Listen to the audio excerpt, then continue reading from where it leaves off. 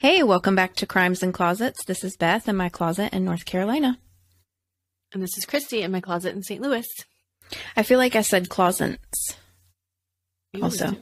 Oh, I try sometimes. I consciously try. Closets. I think it's just one of those words. It's the way you say it, along with height. Okay, I don't say that anymore.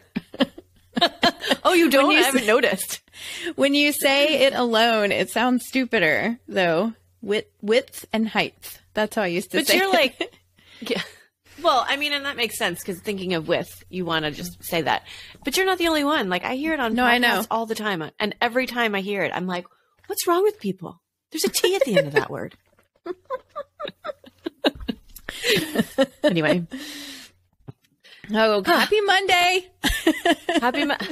Happy Monday. Welcome in, all you fine people. How's it going? It's not going well. Oh. I have to make a confession. Okay. I am a serial killer. And whoa, it all happened. Do you need an attorney? Maybe. You have the right to remain silent. What's happening right now? Are you making a citizen's arrest? Sorry. I can't. I mean, over Zoom, I cannot.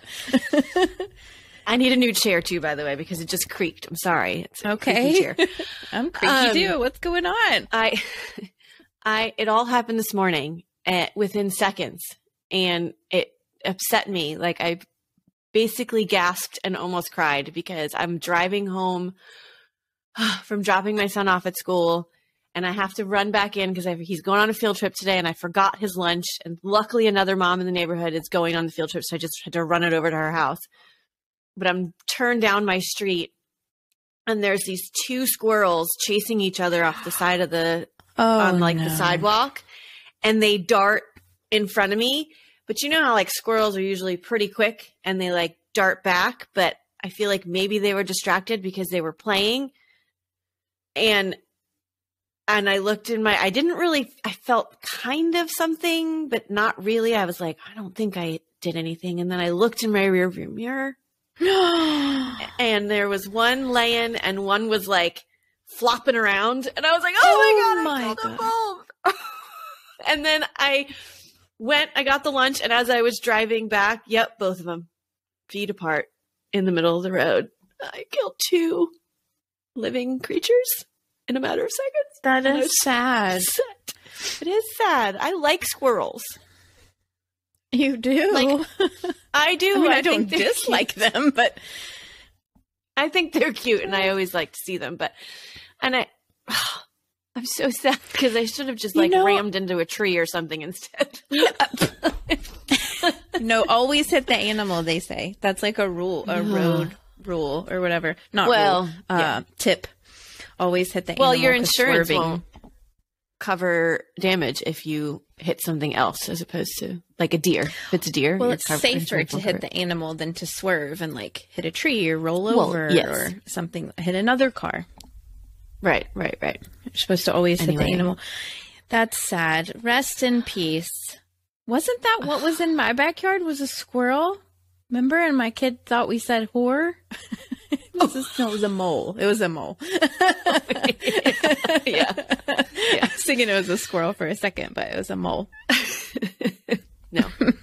So now I've officially entered since the definition is 2 for serial killer. Yeah, but it was altogether. Serial killer, you have to have a cooling off period in between. I know. I was going to say.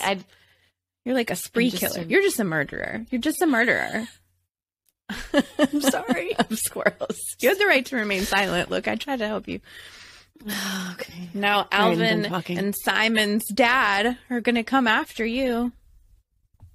You know the chip. That's not a squirrel. That's a chipmunk. I'm okay. I'm like, it's not a squirrel. They're chipmunks. Got it. I don't know any squirrels. Get your animals straight. There's no famous squirrels or like cartoon squirrels, I don't think. Isn't that store Busey's or Bucky's? Is that a squirrel? I think that might be a chipmunk too, it's or like a beaver. Texas. Okay. Beaver? Fire and we're just hitting it out of the park. I don't know. Buc-ee's. That's what it's called, right? Yes.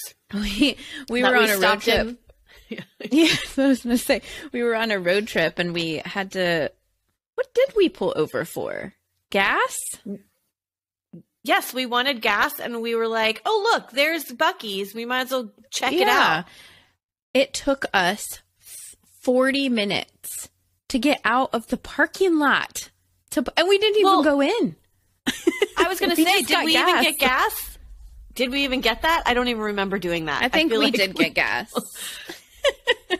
We were like, we're never going to one of these stores. We will not support you. Your traffic pattern is less than par. It was 40 minutes just getting out of the parking lot. We were so annoyed. It was 100%. Yeah, ridiculous. I'm sure it's a great store, but no, thank you. Yeah. I can't find them on Buc-ee's right now. I can't find what they are. I think it's a beaver though. Anyway, go ahead. They're called like buck nuts or the famous like, I don't even know what I'm talking about. Anyway, there's like a famous like candy or something that you get from there. I'm sorry about the squirrels. That is upsetting. I would not like that at all. Yeah, you just left them there. Huh? Maybe you should go get a shovel. Erect one of those crosses on the side of the road. Oh my God. You know what I'm talking about? Like the memorial things. Look, people do that for their animals, their dogs and stuff. I know. But what am I supposed to name them? Here, maybe you will create 2 famous squirrels. Okay. All right. Let's move on. I can't talk about it. Okay. Well, going from murder of squirrels to murder, I do have a case. But before we get to that case, we have a new Patreon that we want to shout out. So thank you to Michelle S. Welcome in. We appreciate you and your support. Patreon is really fun. I just got wind of this other case that I am going to cover on Patreon that happened in my town, and I knew the victim. Do you think I should cover that? I know. It has to play out a little bit. So, yeah, it happened in Huntington, West Virginia. Don't look it up and spoil it. It's big news there right now. So I may cover that on Patreon in the next couple months once things play out there. But it's a lot of fun over there. So thank you, Michelle S., for your support. Rest in peace to squirrels. I think that's it. Okay. So here's my murder. All right, I'm ready for it, I think. Okay.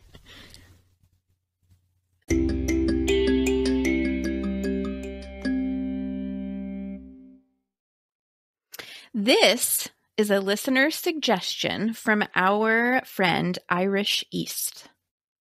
Oh, yes. I actually was her.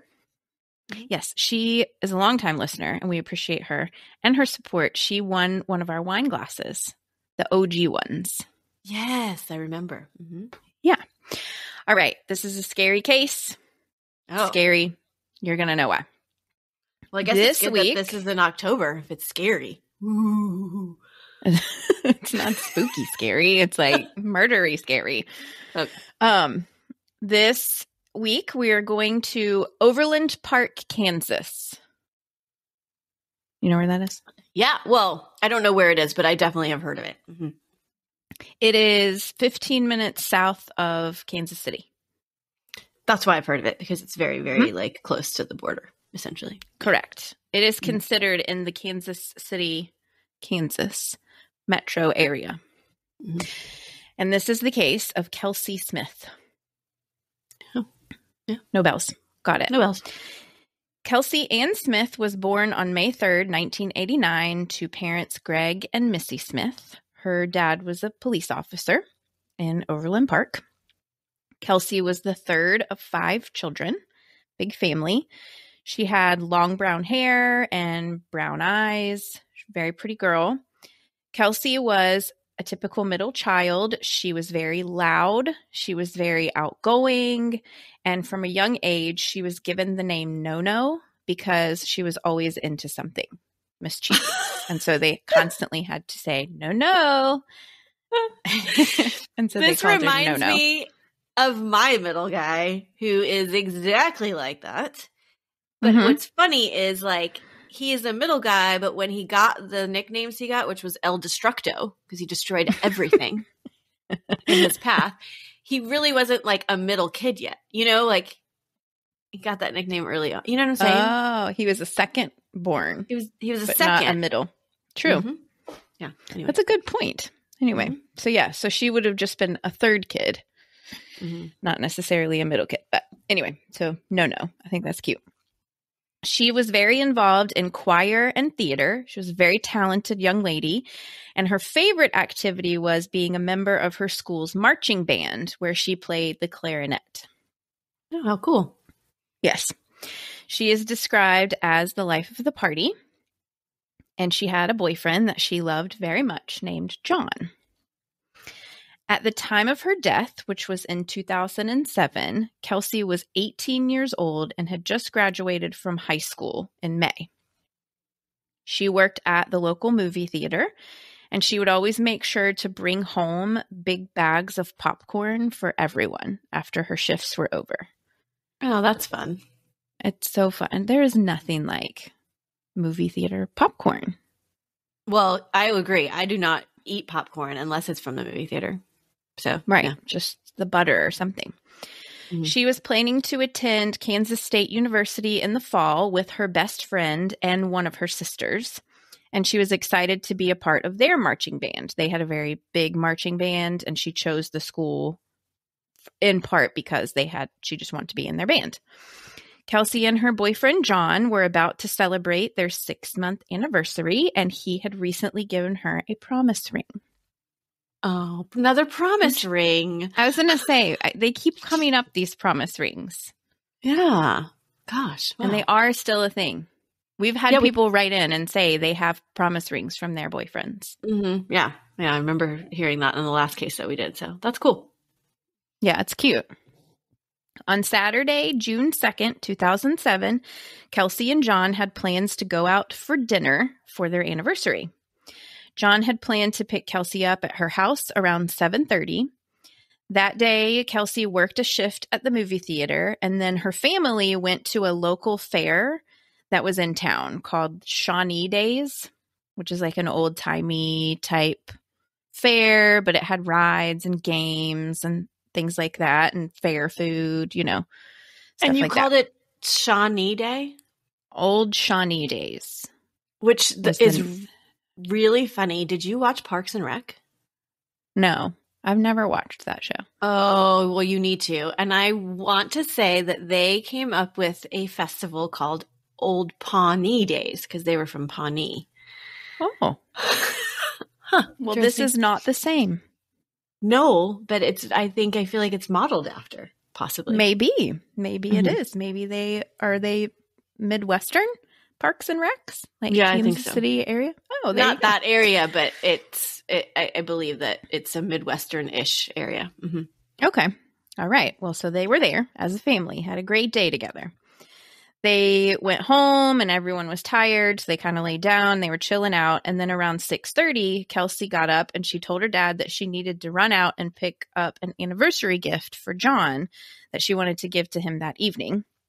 And so she was running up to Target, which is like one of my favorite places ever. Mine too. I'm probably going to run there after this. So. Oh, I love that little hotspot deal thing, whatever. Yeah, all the things.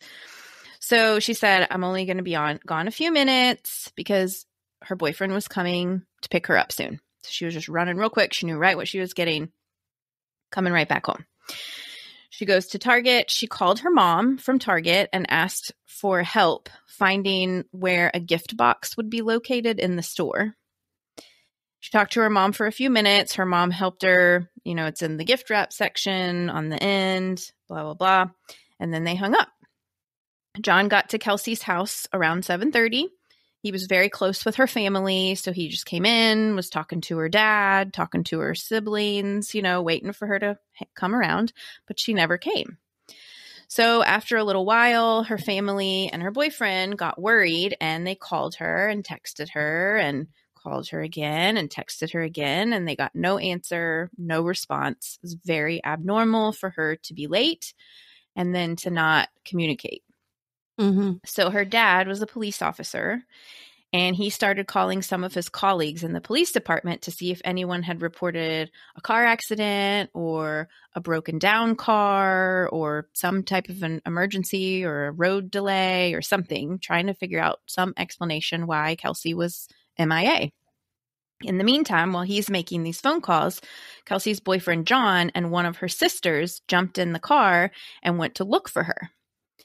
They drove to Target, and they drove all around the parking lot, but there was no sign of her car. So they went inside the store to look, but they never found Kelsey. They started driving around to other areas that she possibly could have gone to, like in that vicinity of Target. And around 9:30, so this is 2 hours after Kelsey was expected home, they found her car. Oh. Her car was parked in the parking lot of a mall outside of a Macy's store, and the mall was across the street from the Target. Okay. But Kelsey was nowhere. She wasn't in the car. She wasn't around the car. It's 9:30 at night. The mall is closed. Target is closed at this point. So it's very odd for her car to just be parked there. Mm-hmm. So John, the boyfriend, and the sister called Kelsey's parents and told them they'd found her car. And they say that her car was left in the parking lot, but it wasn't in a parking space. So it was almost in like 3 parking spaces. Like it had just been pulled into an empty parking lot and left. Like very in a hurry almost is what it looked like. It wasn't like parked. It was just left there, pulled in. Like, right. So they called the police and they reported Kelsey missing, and officers came out to Kelsey's car to take a look. Mm-hmm. Kelsey's purse and wallet were found inside the car, along with the items that she had purchased from Target. Her keys had been thrown on the floor of the driver's side. Kelsey and her cell phone were both missing. Okay. There was no sign of a struggle in or around the car. But these were very odd circumstances, and it was very out of character for Kelsey to do something like this. So police immediately suspected foul play, and searches began for Kelsey. Like, they were like, she's in danger. Something happened. Because this is clearly not like a robbery, because they left everything. All of her purchases, her car is still there. I mean, it's, yeah. Okay. Mm-hmm. Mm-hmm. Right. So they knew that the more time that passed, the likelihood of her coming home okay was not good. So they jumped on it. I will say the police in this case are pretty amazing. You'll see why. Well, that's good. The family called radio stations immediately to try to get the word out, and local TV stations also picked up on Kelsey's disappearance. Hundreds of volunteers, friends, classmates rallied and came out to search. They passed out flyers. They went door to door looking for any tips or information. A $30,000 reward was offered. Her boyfriend, John, was looked into pretty heavily by the police. I think they actually may have interviewed him more than once, but he was literally at her house with her family when she disappeared. Right. So he was cleared, but they did look into him. Kelsey's car was processed for forensic evidence, and there were a lot of fingerprints found in her car. They were able to determine that the fingerprints belonged to Kelsey, her family members, a couple of her friends, including her boyfriend, John. But there was one set of fingerprints on the buckle of the driver's seatbelt that could not be identified. So you know that metal piece that goes into the buckle? There was a fingerprint on that. Right. Okay. And they didn't know who it was. They couldn't match it to anyone in Kelsey's life. Police requested Kelsey's cell phone records from Verizon. And they were told at first that Verizon could not release her records because of privacy. Yeah, I feel like there's like always something with freaking cell phone stuff with privacy, but it's like, come on, the person's missing. Just put it, like, let's get it out there. Exactly. So police still were like, we're not going to let this go. You're going to have to give it to us. But they had to jump through hoops. And so it took days. Mm-hmm. So in the meantime, while it's taking days to get these cell phone records, they requested CCTV footage and images from Target and from Macy's. Okay, so Target stores have some of the most advanced surveillance setups available. Really? Yes, it's like apparently a very well-known thing that if you are in a Target, you're going to get seen on a camera, and it is going to be very high quality. So I should feel safest at Target. Well, you should, but today something happens at the Target. Okay, so this Target store had over 40 surveillance cameras. The video quality of these cameras, just in the way that it's recorded, is already really high quality video. But they also have this format where they're able to take that video and enhance it to become even clearer and like more zoomed in. So it's like, this is what we need everywhere. Right. Because we always are like, oh, they're seen on surveillance, but it's too grainy and we can't make out their features, or we can't read the license plate, or it might be them, but it's probably not. It's just so hard to tell. It's like, no, this Target, I've watched the surveillance. It's like watching a TV show. How much manpower could they cut down on if they just invested in like high quality stuff like this all over the place? Because if they could get a good clear shot, then it's like, we know who it is. Now let's figure out how to find him. Yes. Be like Target. So Kelsey's car arrived. So this is what they caught. They've hours and hours and hours of surveillance, all these cameras and angles and everything, put it all together. And this is the timeline they came up with. Kelsey's car arrived in the Target parking lot at 6:54 p.m. She immediately gets out of her car and is seen walking into the store alone.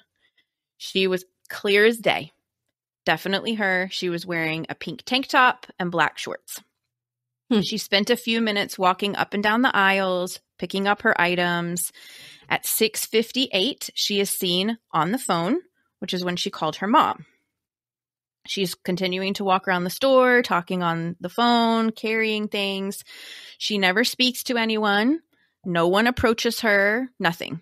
She's all by herself. She isn't acting strangely. She's just shopping. Mm-hmm.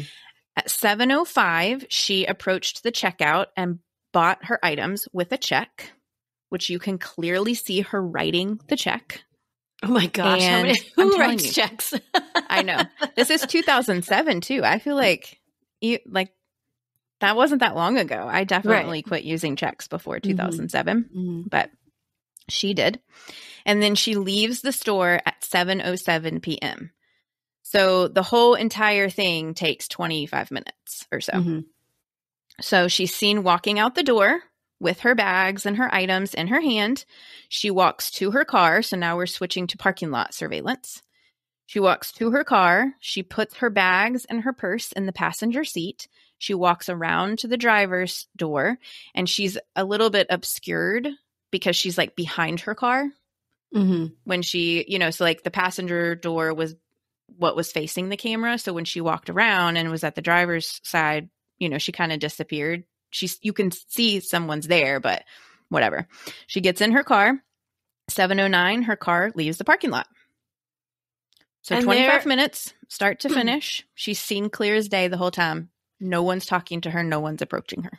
And they're out, like their parking lot surveillance, that's a hard word. Surveillance is just as good as their in the store one.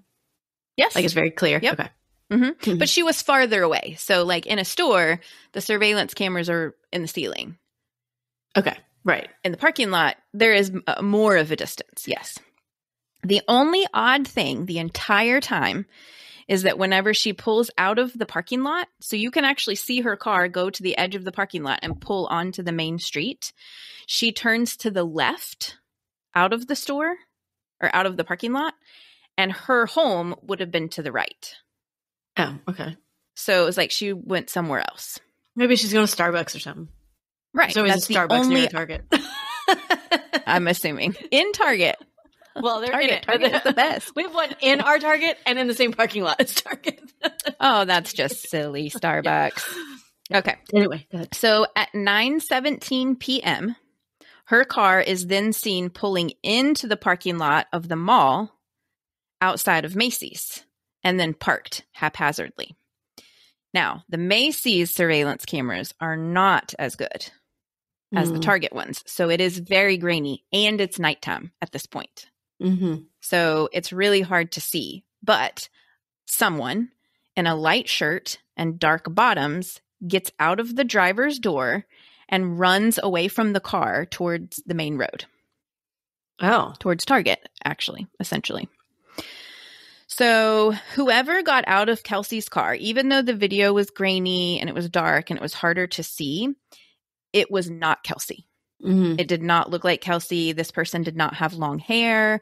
The way that this person was moving, it seemed to be a bigger figure, most likely a male. Okay. Just based on like the gait and the mannerisms. So at this point, police and Kelsey's family are very alarmed because someone has taken her car and returned it to a parking lot that isn't her. Right. And they're confused. So investigators take this Target footage, and remember how I told you that they are able to enhance it to make it even more clear? Mm-hmm. So that's what they do. And they put it on like a big projection screen.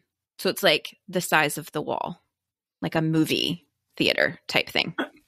But can't that sometimes mess with the resolution of something if you're putting... I'm sure it can. Yeah. Yeah. Okay. But that's what they did. And so they put it up on this big wall, they enhance it, and they slow it way down.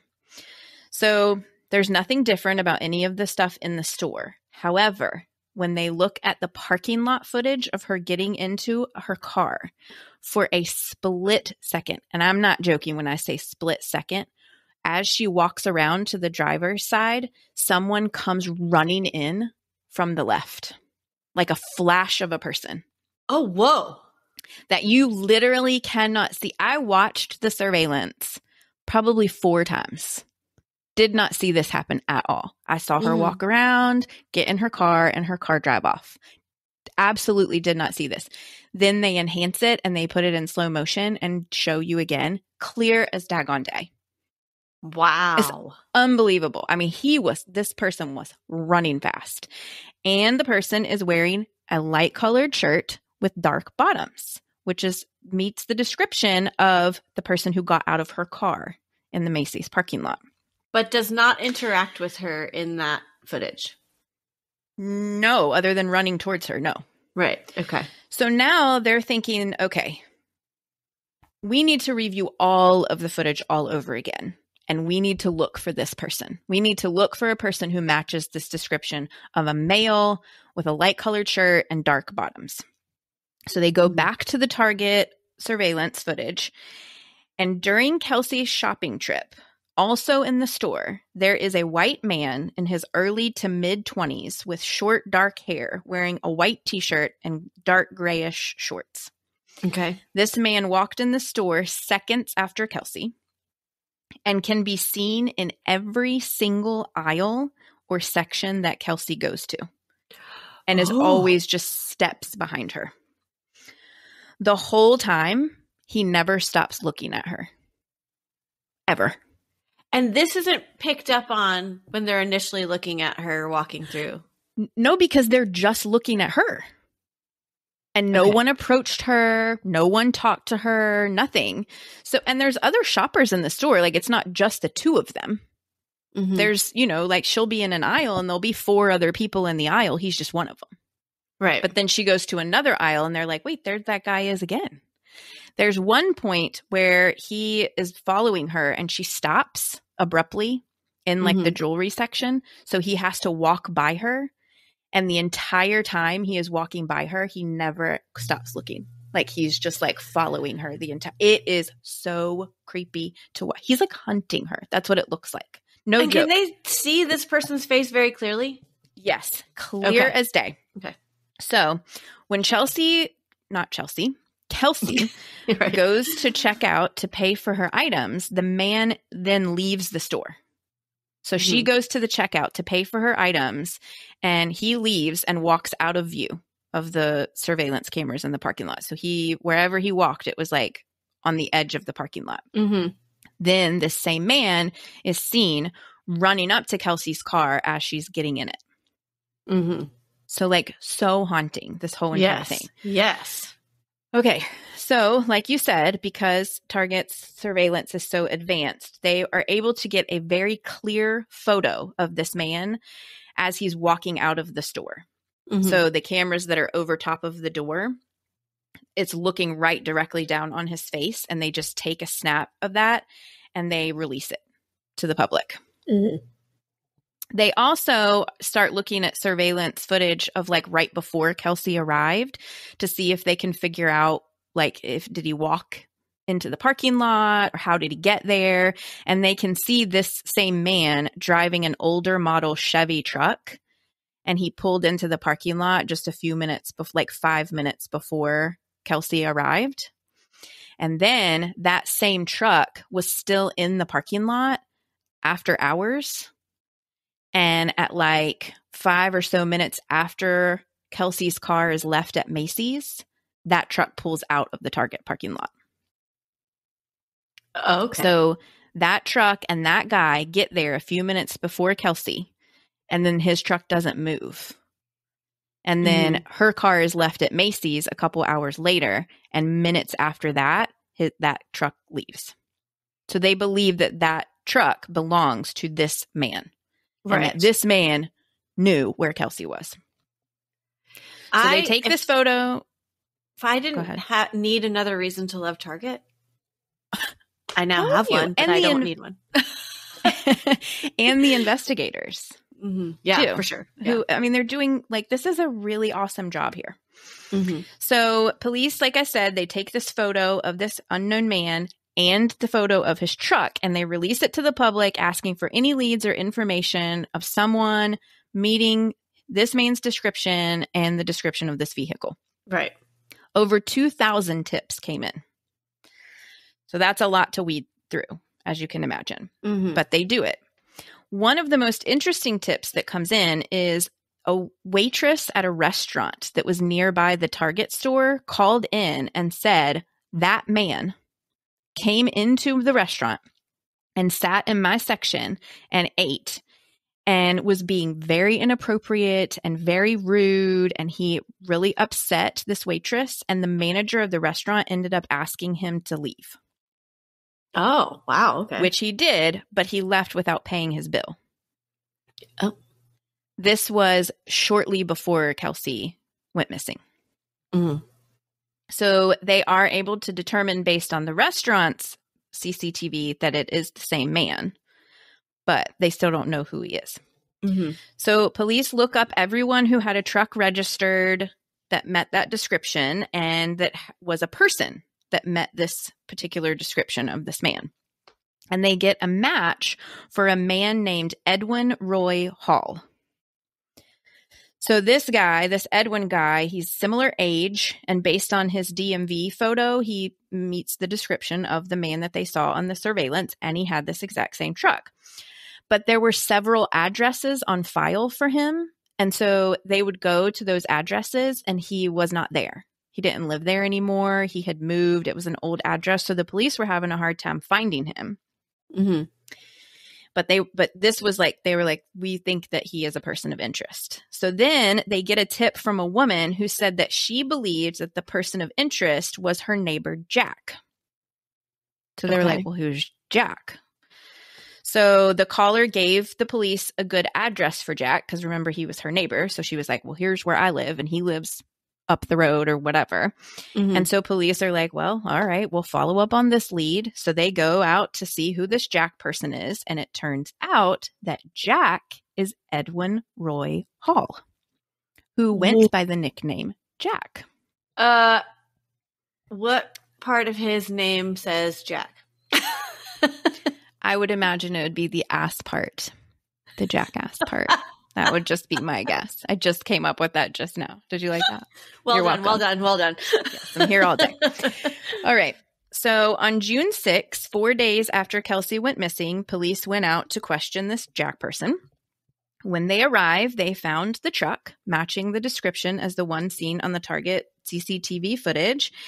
And wouldn't you know, they found the man, Jack, perfectly met the description as the person following Kelsey.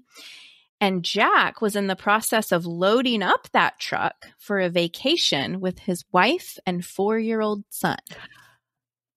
I know. What? I was shocked by that too. I was also shocked by that. Oh, like, he's married? Yeah. Uh-huh. Well. All right. Okay. So let me tell you about Jack. Okay. Jack was 26 years old. He was, like I said, married with a child. He had been in foster care until he was adopted at the age of 7. He was then turned back over to the state of Kansas at the age of 15 for threatening his adoptive sister with a knife. Oh, geez. So, yeah, not great. Mm-hmm. He had a juvenile assault record as well for hitting a young boy repeatedly with a baseball bat. So Jack agreed to come into the station for questioning willingly. He admitted to being at Target on June 2nd, the day that Kelsey disappeared, but he denied knowing Kelsey or having anything to do with any disappearance of any kind. He was shown a photo of Kelsey, and his response was, quote, "Oh, yeah, I saw her. She had great legs." What? Yeah, just gross to say that. She's missing, sir. Yeah. Ugh. Now, police at this point had no real evidence that Jack was involved with Kelsey's disappearance, other than he had been in the same place at the same time. Mm-hmm. However, they were pretty sure that he was their guy. So they arrested him anyway for the dine and dash because he didn't pay his bill at that restaurant. Okay, good call. Remember? Good call. Mm-hmm. Right? And while they were booking him for those charges, they obtained his fingerprints. Oh, the seatbelt! They were able to compare his fingerprints with the unknown fingerprint that was on the buckle of the seatbelt of Kelsey's car, and it was a match. Yes! So he's caught. Right. But where is Kelsey? Mm-hmm. Right. We still don't know where she is, right? Will the jackass tell us? Well, no. So on this same day, the day that they arrested him for the dine and dash and then matched the fingerprints, they finally get the cell phone records from Verizon. Okay. Because Kelsey's boyfriend had been calling and texting her over and over and over again during like that evening where she didn't show up, every single time he called her or texted her, her cell phone would ping off a tower. And so these pings were like breadcrumbs for the investigation. So like call me a bunch of times if I go missing. If you don't know where I am, call me a bunch so I can just ping everywhere. Yeah, right. So they follow these pings, and within an hour in a wooded area near Longview Lake, under a pile of brush, they find the nude body of Kelsey Smith. Oh, man. Her body was found just over the border in Missouri. Oh. It was about 20 miles from the Target where she went missing. Like you said earlier on, it's right on the border there. Mm-hmm. So she was actually found in Missouri. Jack was charged with kidnapping and first-degree murder. He did have scratch marks all over his arms and chest, and so it was very obvious that Kelsey had fought him. She fought hard. Oh, good girl. Yes. An autopsy was performed, and Kelsey's cause of death was listed as strangulation. It was found that she had been strangled with her own belt that had been in her car. That was a part of her uniform at the movie theater. Oh, gosh. It was also determined that Kelsey had been sexually assaulted prior to her death. So after her body was found and the autopsy was performed, Jack was also charged with rape and sodomy, in addition to kidnapping and murder. Gross. His bail was set at, yes. His His bail was set at $5 million, and prosecution said from the beginning that they would be seeking the death penalty. Jack continued to claim that he was innocent. However, the following year, prior to his trial in 2008, Jack agreed to take a plea deal to avoid the death penalty. They always end up getting scared. Yes, they don't want to die. Those, well, no wonder, because they're going to hell. Yeah. He agreed to plead guilty to all 4 charges and would agree to a sentence of life in prison without the possibility of parole plus 47 years. So, hefty charge or hefty sentence. In exchange, he had to tell the truth about what happened to Kelsey that day. He admitted that he was hunting someone. He pulled into the Target parking lot and saw Kelsey walk in and followed her to make sure she was alone, that she wouldn't be meeting someone else or picking someone else up. As she went to pay for her items, he went to his truck and got his gun. He then rushed Kelsey as she was getting into her car and put the gun to the back of her neck. He told her that if she cooperated with him, that he wouldn't hurt her. He just needed her to drive him somewhere. So Kelsey agreed, and they got into her car. They drove to the wooded area near the lake. Jack then sexually assaulted her and strangled her to death, covered her body, and left. He drove her car back to the Macy's parking lot and left it there, and then walked across the street to the Target parking lot and got in his truck and went home. Okay. Question. It was not caught on surveillance that he got into her car, though? You can't see the driver's side of the car because the passenger door is facing the camera. So what is happening on the other side of her car, you can't see on the surveillance. Okay. No, I did not see him get in her car. Because you said that when they slowed it down, you could see him running at her. Yes. But that there's really you couldn't see an interaction. So you couldn't see him put a gun to her and tell her to get in the car and drive him somewhere. Once he gets behind her car, I can't see either one of them. You can't see either one of them anymore. So he must have gotten in on the driver's side because he definitely did not walk around. Jack admitted that Kelsey was chosen at random, abducted in broad daylight, and that she was just in the wrong place at the wrong time. I know, BRB while I go hide myself and my children forever. Because that's real scary. It 100% is real scary. Has this guy done this before? I mean, clearly that's not part of the plea deal to tell, but I feel like, how has he not? Yes, it's definitely suspected that this is not his first, day at the rodeo when it comes to things like this, but he's never been linked to any other crimes and is certainly not talking. Edwin Roy Jack Hall is currently 41 years old and is incarcerated at the Hutchinson Correctional Facility in Hutchinson, Kansas, where he will rot for the rest of his life. Thank God. Yes. Kelsey's parents and supporters went on to create the Kelsey Smith Foundation, which promotes self-defense and safety awareness. And they helped pass a law called the Kelsey Smith Act that states cell phone companies can ping a phone and turn over the information if authorities determine that the subscriber is in danger. Most states in the U.S., I know. Most states in the U.S. have passed this law, and the U.S. Congress is debating making it a federal law.